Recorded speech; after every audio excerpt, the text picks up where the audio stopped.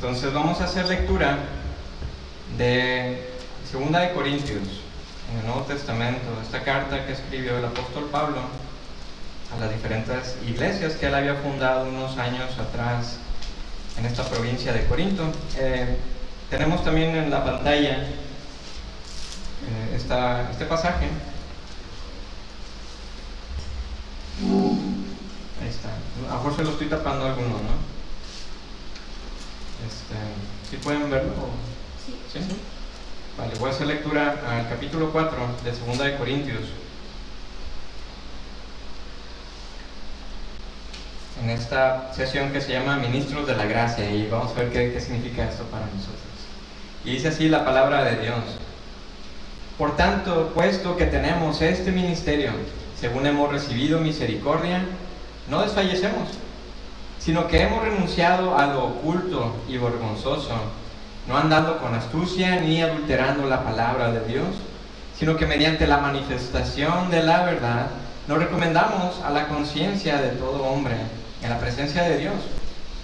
Y si todavía nuestro evangelio está velado, para los que se pierdan está velado, en los cuales el Dios de este mundo ha cegado el entendimiento de los incrédulos, para que no vean el resplandor del evangelio, de la gloria de Cristo, que es la imagen de Dios. Porque no nos predicamos a nosotros mismos, sino a Cristo Jesús como Señor, y a nosotros como siervos vuestros por amor de Jesús. Pues Dios, que dijo que de las tinieblas resplandecerá la luz, es el que ha resplandecido en nuestros corazones para iluminación del conocimiento de la gloria de Dios en la faz de Cristo. Pero tenemos este tesoro en vasos de barro, para que la extraordinaria grandeza del poder sea de Dios y no de nosotros.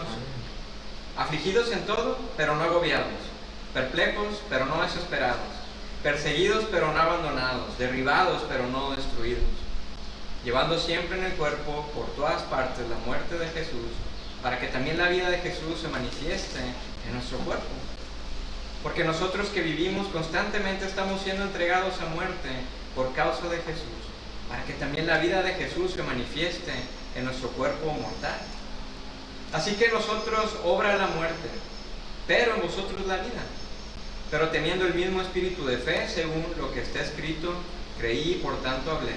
Nosotros también creemos, por lo tanto también hablamos, sabiendo que aquel que resucitó al Señor Jesús, a nosotros también nos resucitará con Jesús y nos presentará juntamente con vosotros. Porque todo esto es por amor a vosotros, para que la gracia que se está extendiendo por medio de muchos haga que las acciones de gracias abunden para la gloria de Dios. Por tanto, no desfallecemos, vuelve a decir Pablo. Antes bien, aunque nuestro hombre exterior va decayendo, sin embargo nuestro hombre interior se renueva de día en día. Pues esta aflicción leve, pasajera, nos produce un eterno peso de gloria que sobrepasa toda comparación, al no poner nuestra vista en las cosas que se ven, sino en las que no se ven, porque las cosas que se ven son temporales, pero las que no se ven son eternas. Y concluye esta porción Pablo. Así que tenemos la palabra de Dios ante nosotros por su gran amor. Vamos a orar. Muchas gracias, Jesús, por permitirnos nuevamente cantarte, tener este tiempo también de comunión unos con otros, tiempo de intercesión que tuvimos, de oración. Pero también, Padre, te pedimos que nos ayudes a conectar nuestra mente y nuestro corazón, y que los abras para ver las maravillas de tu Evangelio. Y, Padre, que podamos aprender de ti a través de tu palabra, que tú nos alimentes a nosotros a través de tu palabra. Ayúdanos, Jesús, a entender este pasaje en este contexto de esta serie, y lo que significa que estamos todos nosotros bajo la construcción del gran Maestro, de ti, Jesús, que estás haciendo algo glorioso en nuestras vidas, más allá de nuestra comprensión. Te pedimos que nos ayudes en este tiempo. Amén. Gracias. Sí. No, está muy bien. Muchas gracias. Así que, amigos, bueno, seguimos en esta exploración sobre cómo el Evangelio transforma todas las cosas, nuestras vidas, nuestras relaciones, nuestra visión de trabajo, pero también nuestra visión de ciudad. Hemos visto que el Evangelio son las más grandes noticias del amor de Dios a nosotros, pero también la llegada de el reino de Dios en la tierra. Y estas grandes noticias, como lo hemos visto estos domingos, son de gran florecimiento, porque nos hablan de la gran posibilidad de que tú y yo podemos vivir nuestra verdadera humanidad. Pero sí, mientras tanto parece que solamente vemos los andamios a nuestro alrededor, cuando deseamos ver ya la construcción terminada. Aquí tenemos unos arquitectos que saben mucho de esto, a Noemí y Alejandro. Imagino que cuando tienes los planos ya quieren ver la construcción, ¿cierto? Pero hay que esperar un tiempo. Así también nosotros, estamos bajo construcción, pero lo maravilloso es que no estamos solos. El Espíritu Santo está trabajando en nosotros. Él es el gran ingeniero. Además de que siempre nos está ayudando, pero amigos, también contamos con nuestra comunidad de la iglesia. No dejemos a la iglesia a un lado, porque unos y otros estamos ayudando. Estamos intercediendo unos por otros, nos estamos recordando las promesas del Evangelio y nos animamos y seguimos juntos este recorrido. Y estos domingos anteriores hemos estado entonces colocando los fundamentos importantes a nuestros corazones. Desde que reconocemos nuestra continua necesidad de Jesús trabajando en nosotros, hemos visto que necesitamos ese valor que Él nos da solamente para mirar lo que hay en lo profundo de nuestros corazones. Pero al mismo tiempo también estamos admirando la gran santidad de Dios y su gloria. Hemos estado viendo, si recuerdan, nuestras tendencias de aparentar y cumplir. Y esto reduce el mensaje del Evangelio, de que tú y yo somos adoptados, de que somos coherederos con Jesús. Ya no hay que aparentar ser quienes no somos, o cumplir nuestras propias exigencias o reglas, como que pensamos que Dios nos va a subir la nota. Eso es vivir como huérfanos en esta vida. Y el domingo pasado Susi nos recordó que el vivir por fe se siente como la muerte, ¿cierto? La meta es la vida, pero el sentimiento de vivir por fe es como la muerte, porque significa poner nuestra confianza, nuestra seguridad, nuestras capacidades, nuestra vida en alguien más.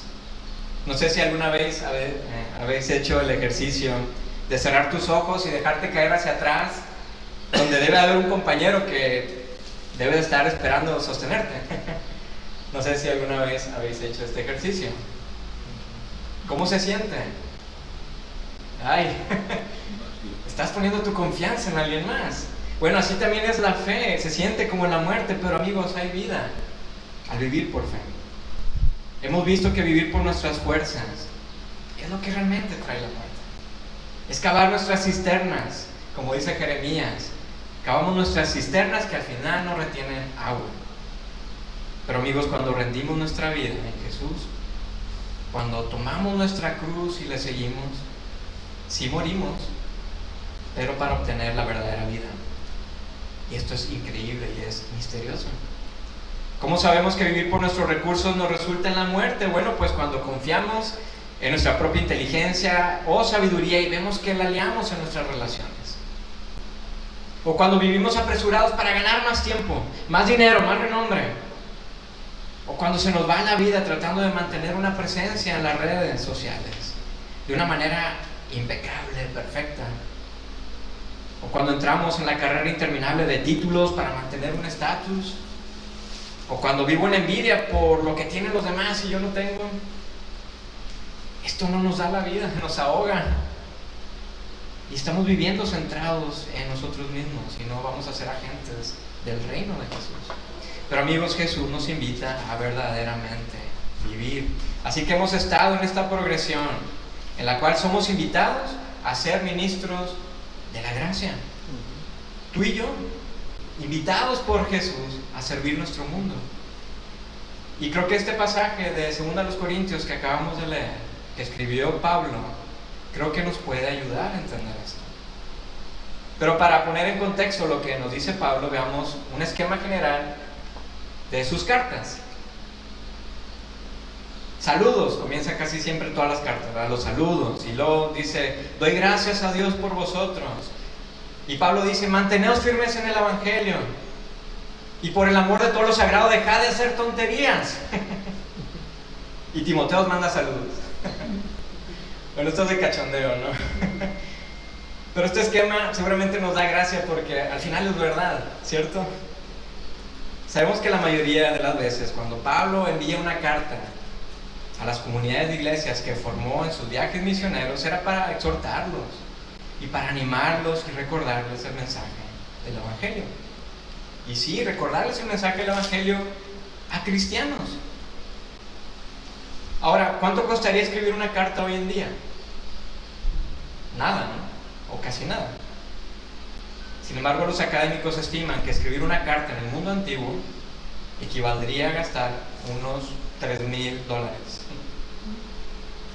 $3,000.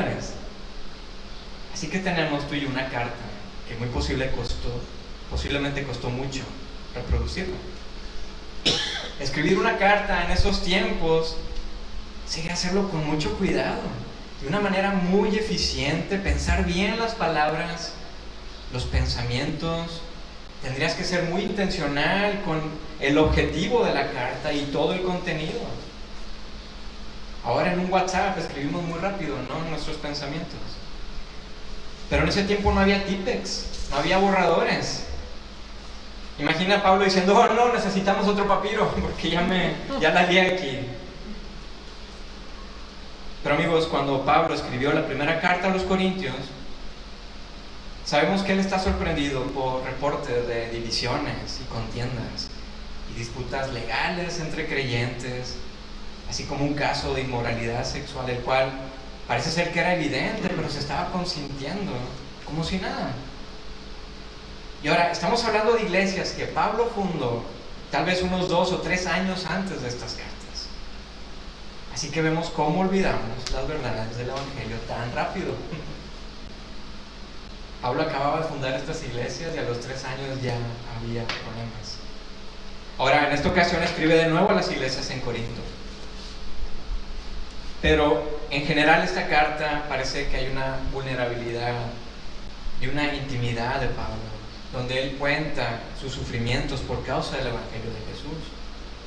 Esta segunda carta nos muestra el corazón de Pablo abierto, así como su gran amor por la iglesia, pero también su gran deseo de que ellos se vieran a sí mismos como nuevas criaturas en Jesús, dice el capítulo 5 de esta carta. Pablo quería que ellos vean quiénes son en verdad en Jesús.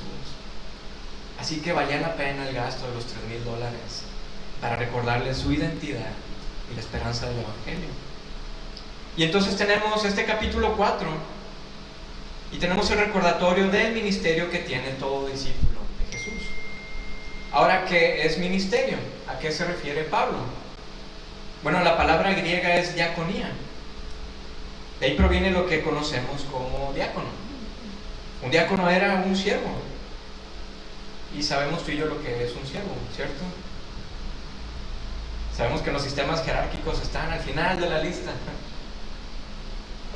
Pero esta misión de siervo es la actitud cristiana, que es la más importante, pero que lamentablemente en las iglesias le tenemos una gran apatía. Porque nadie quiere ser siervo, ¿cierto? Todos queremos ser líderes. La narrativa de nuestro mundo nos dice que debemos llegar alto, que debemos estar en el poder, que debemos ser los primeros, que nosotros debemos ser los servidos. Vemos que el uso de esta palabra como un atributo a los cristianos descolocaba a todos en el mundo romano. Y tristemente lo encontramos en las iglesias hoy en día, de que no hay una actitud de siervo, sino la búsqueda de la plataforma, de la celebridad, del estatus. Sin embargo, lo que nuestro Maestro Jesús nos enseña es la verdadera actitud de un siervo. Es más, Jesús mismo, Jehová hecho carne, nos modela la vida de siervo, en que, aun siendo Dios, no se consideró el ser igual a Dios, sino que renunció a sus privilegios divinos, adoptando la humilde posición de un siervo. Los evangelios nos cuentan que el día de la celebración de su última Pascua con sus amigos y sus discípulos, Jesús, ¿cómo lo recibe? Lavando sus pies. ¿Puedes creerlo?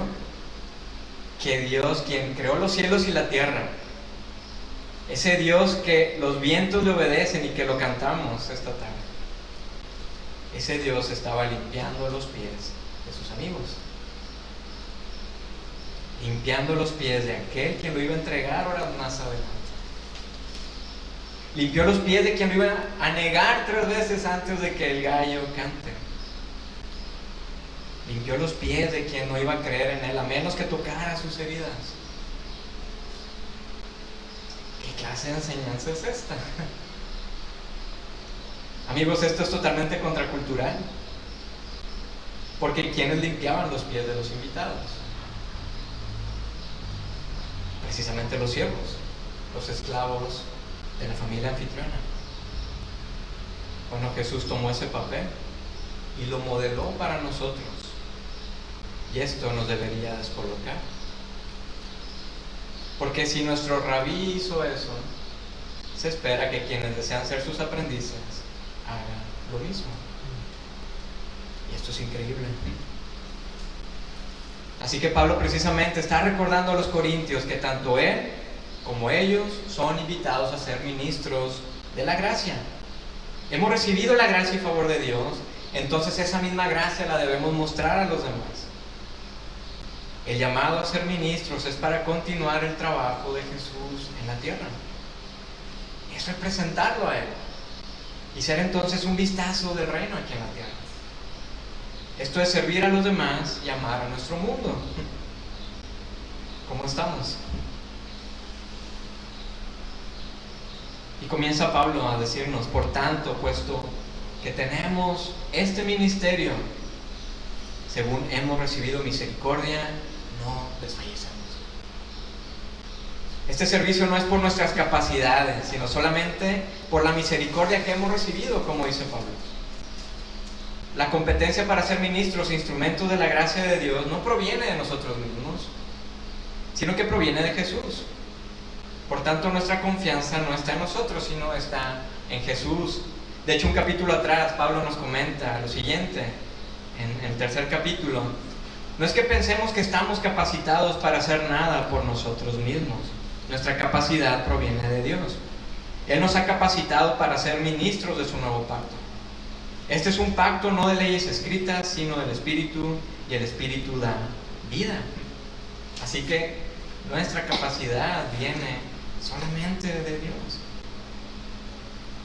Nuestra capacidad como ministros viene solamente de Dios. Esto no es una invitación a ser supercristianos o una visión distorsionada de ministro como si fuera un oficio o título que nos otorga privilegios o estatus. No. En el reino de Jesús todos somos llamados a ser ministros de la gracia, sirviéndonos unos a otros, pero también sirviendo a nuestra ciudad. Y sigue diciendo Pablo: hemos renunciado a lo oculto y vergonzoso, no andando con astucia ni adulterando la palabra de Dios. Así que Pablo está recordando la gran responsabilidad que tenemos como creyentes de ser ministros de la gracia. El llamado de Jesús a sus aprendices es una constante renuncia a la deshonestidad, a lo falso, al engaño de pretender ser cristiano. Es también renunciar a adulterar la palabra de Dios para nuestra conveniencia o agenda. Y esto es muy fuerte lo que Pablo dice, porque sabemos de historias de personas que han sido dañadas por falsos ministros y cómo su vida de fe se ha tambaleado. Y vemos entonces que tanto desde la iglesia de los primeros siglos hasta la actualidad nos enfrentamos constantemente con una falta de integridad y formación de carácter en los cristianos. ¿Qué es lo que pasa? El autor y psicólogo cristiano Dan Allender, y también es maestro y profesor de un seminario precisamente, él comenta una situación interesante sobre el entrenamiento en los seminarios de quienes serán los futuros pastores y líderes cristianos. Él comenta que el 90% del currículum o asignatura se enfoca al contenido. Esto es la teología, aprender el hebreo, el griego, el Antiguo Testamento y el Nuevo Testamento, etc. Esto es el 90%, el contenido. El 10% restante se enfoca en habilidades, como la oratoria, la exposición bíblica, la enseñanza o cómo preparar una predicación. Pero dice este profesor que el enfoque en el carácter y la ética, o simplemente en cómo poder vivir en relación unos con otros, es inexistente, o solo se aborda en unas cuantas charlas. ¡Qué increíble! ¿Qué tipo de ministros de la gracia tendremos pastoreando iglesias con esta clase de entrenamiento? ¿Qué tipo de iglesias tendremos cuando no hay modelos de ministerio de la gracia en base del carácter de nuestro Señor Jesús? Y dice este autor, Dan Allender, esto es un problema porque nosotros en la academia fallamos en abordar el narcisismo, que es lo que impulsa y mueve a muchos líderes. Permitimos que hombres y mujeres con conflictos sin resolver y manipuladores consuman y devoren a sus compañeros, a sus empleados y a sus feligreses, simplemente porque han aprobado exámenes, han redactado trabajos, han obtenido un título y han conseguido las credenciales necesarias para ser considerados profesionales. En vez de enfocarnos en el carácter, en vez de enfocarnos en el gran ejemplo de servicio, de la gracia de Jesús, nos deslumbramos con las credenciales o con los títulos o con el carisma o con la visión de impostores quienes andan y viven con astucia y adulterando el evangelio. Pero amigos, nuestro rabí nos muestra una visión diferente. Nos muestra un reino al revés, donde el pequeño es grande, donde el débil es fuerte, donde el que sirve es el mayor. La pregunta es, ¿nos parecemos a Jesús? ¿O nos parecemos a la cultura del imperio? ¿Recuerdas cuando Pedro niega 3 veces a Jesús? Los que estaban en el patio del sumo sacerdote sabían que él era aprendiz de Jesús por cómo hablaba. ¿Recuerdan esa escena? Como que había algo en él que lo delataba, ¿no? O Hechos 4, cuando arrestan a Juan y Pedro, nos dice que todos se dieron cuenta de que eran gente sin estudios ni preparación, quedaron asombrados y reconocieron que habían estado con Jesús. Qué increíble, ¿cierto? ¿Qué era lo que los delataba? ¿Qué pensáis? ¿Qué delataba a los discípulos? Que la gente sabía, ellos estaban con Jesús. Precisamente eso, que ellos estaban con Jesús. Su preparación fue estar con el rabino Jesús de Nazaret todo el tiempo. Ahora, la gente a nuestro alrededor se dará cuenta de que somos aprendices de Jesús, tú y yo. Esto es algo para pensar. Conocer las Escrituras es bueno y estudiar teología en el seminario es bueno. Pero aprender, caminar, permanecer y ser como nuestro Maestro Jesús es todavía mejor. Ahora, ¿cuál es el propósito del ministerio de la gracia? Bueno, Pablo sigue elaborando y nos dice a partir del versículo 5, porque no nos predicamos a nosotros mismos, sino a Cristo Jesús como Señor y a nosotros como siervos vuestros por amor de Jesús. Pues Dios, que dijo que de las tinieblas resplandeciera la luz, es el que ha resplandecido en nuestros corazones para iluminación del conocimiento de la gloria de Dios en la faz de Cristo. Somos invitados a este maravilloso ministerio, tú y yo, hombres y mujeres, y jóvenes también.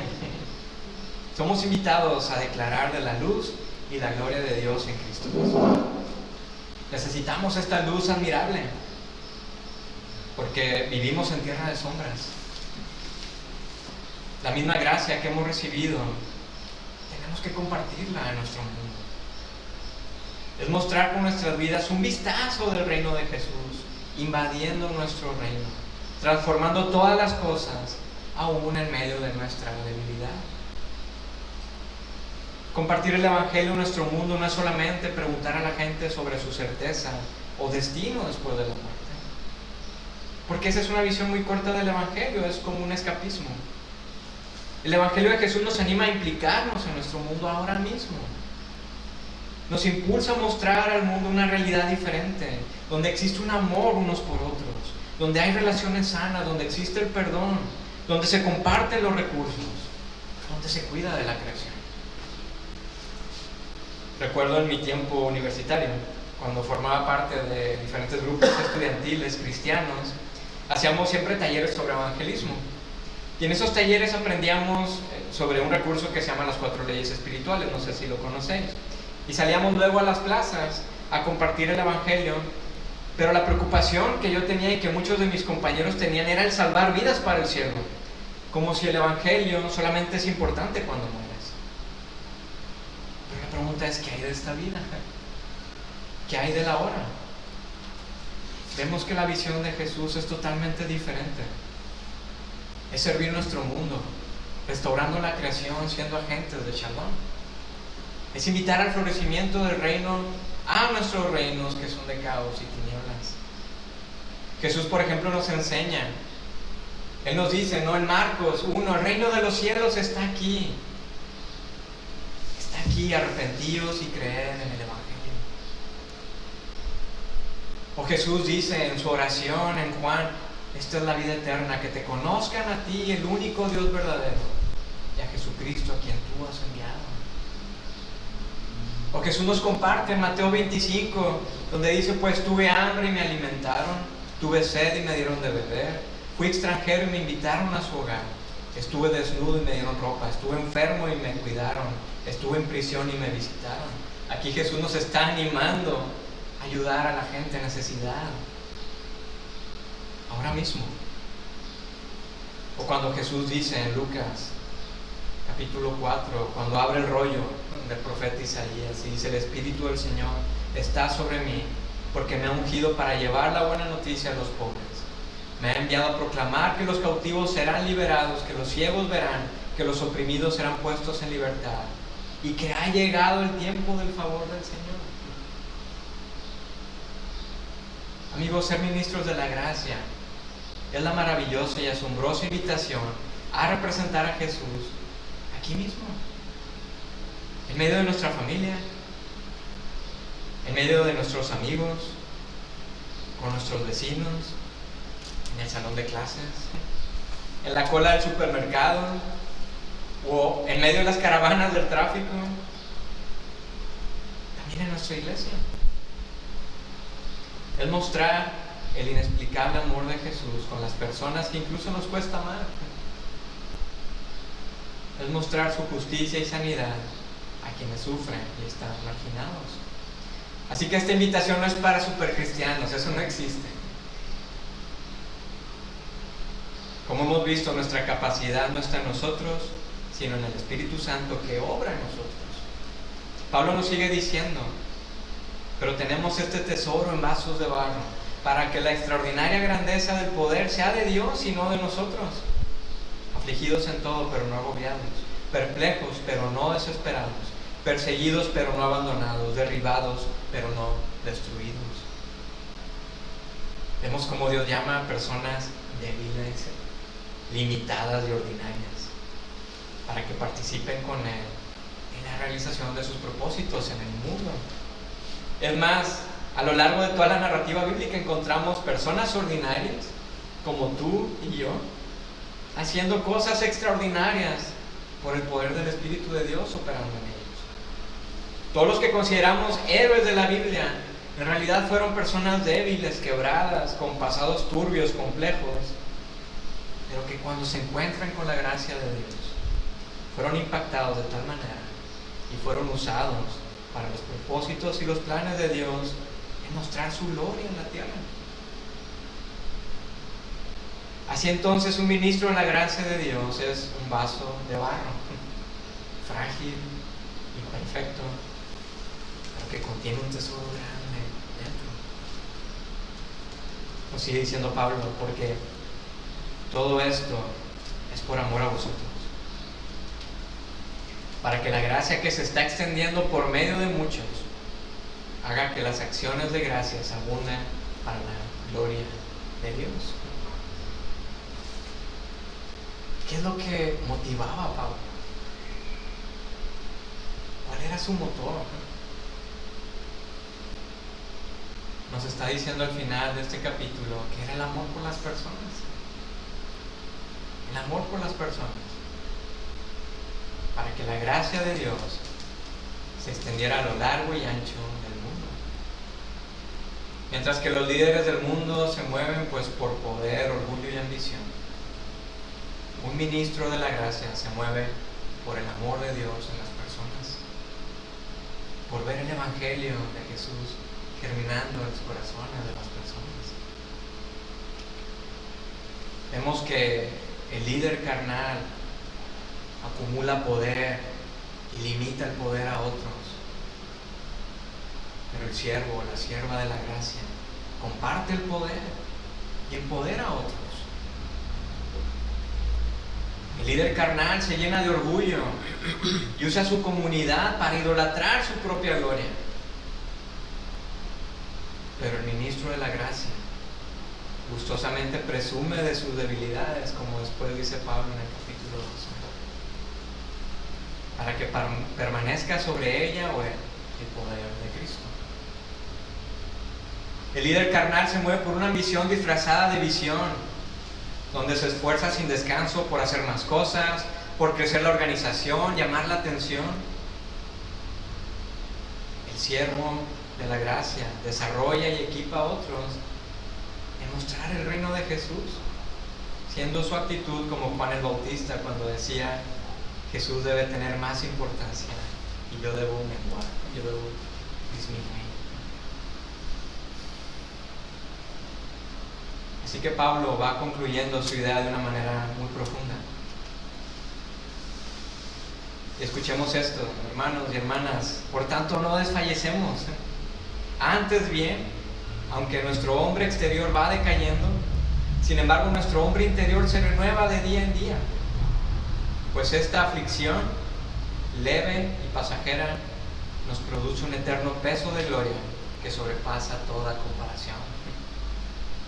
A no poner nuestra vista en las cosas que se ven, sino en las que no se ven, porque las cosas que se ven son temporales, pero las que no se ven son eternas. ¿Qué más hay que decir de esto que dice Pablo de una manera tan elocuente? Esta aflicción leve y pasajera, que Pablo lo tenía todo resuelto. No. Después de una de sus cartas nos comenta todas las aflicciones que había pasado. Así que, ¿cómo estamos, amigos? Qué gran maravilla que Dios nos invite a administrar su gracia a nuestro mundo, trabajando para algo que es eterno, algo que no se ve, pero que es de peso y es glorioso. Este es el esplendor eterno que tú y yo anhelamos. Mientras tanto, no desfallezcamos. Piensa en tus vecinos, piensa en tus amigos y colegas, piensa en aquellos que te cuesta amar. Piensa en ellos y ¿qué ves en ellos? ¿Deseas que ellos experimenten también la gracia de Dios? Que saboreen lo majestuoso y esperanzador que es vivir por el reino de Jesús. Así que, amigos, que sigamos reflexionando en esto cuando nos estemos acercando a la mesa a celebrar la comunión que tenemos tú y yo con Jesús.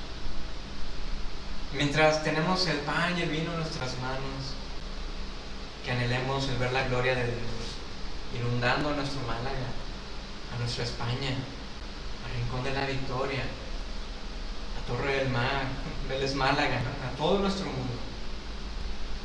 Mientras vamos sirviendo en amor a los demás y vamos contando también de la gracia de Dios a quienes nos rodean. Oremos.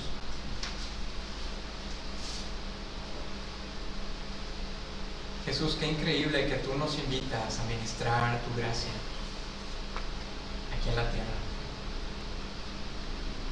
Y no por la sabiduría que tengamos, o el esfuerzo, o el carisma, sino que aún en medio de nuestra debilidad y nuestra fragilidad, tú nos invitas a colaborar contigo en tu reino. Esto es asombroso.